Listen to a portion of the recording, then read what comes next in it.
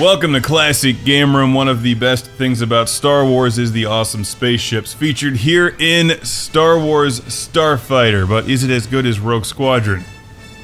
Let's find out. Looks like we're just in time for the party.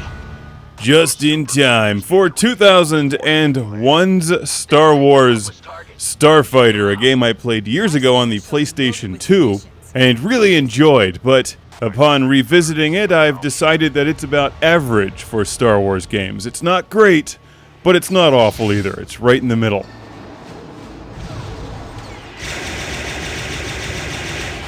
I'm playing it this time around on PC. The game can be downloaded from Steam for next to nothing, but the resolution that it runs at is not compatible with any of our recording equipment, so I'm just filming it off the TV, old school style. It runs fairly smoothly and looks good on PC, but it doesn't have quite the wow factor that it did back in 2001. This one is from Secret Level and LucasArts, but it seems to have drawn some inspiration from and have a similar layout to the Rogue Squadron series of games, with events that take place after the Battle of Naboo. Just saying that word is painful. You play as 3 different characters in a variety of spaceships with a storyline that's dialogue-driven, which I immediately tuned out the first time they mentioned the Trade Federation. So basically, you just blow things up. Like other arcade-style flight games such as this, you get a variety of missions with certain objectives that you must complete. There's usually bonus objectives like finishing the mission really fast or destroying everything.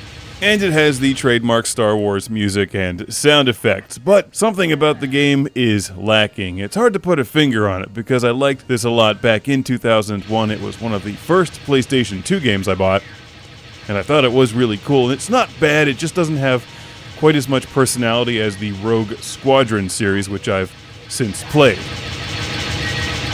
And it's impossible not to compare the two because they're so similar. I think part of the problem is that it takes place on Naboo. And if somebody would give me the keys to a Death Star, the first place I would drive that thing is Naboo. And then Philadelphia.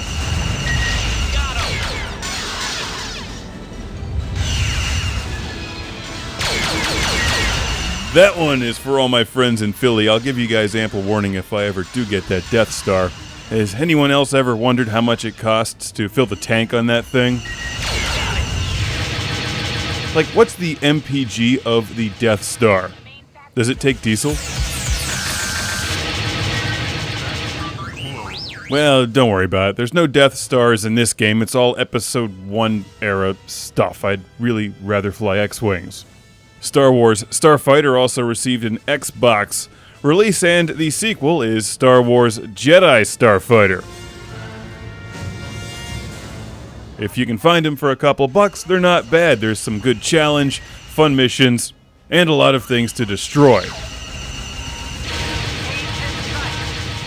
It plays well enough on the PC. The native aspect ratio is 4:3, and it works with controllers like my Logitech gamepad and the Xbox 360 controller for Windows.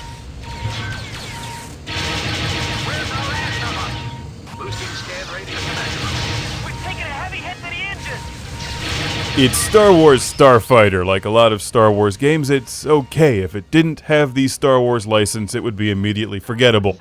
But it does, and that means you get good music, good sound effects, and the chance that you could blow up Jar Jar.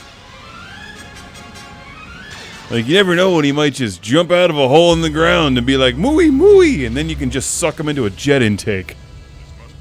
One can dream. Ooh, look, it's me, sir. Jar Jar Binks. I love you, sir. Oh, please don't suck me into a jet intake. Oh, no, the Jar Jar. Oh, wow. Oh,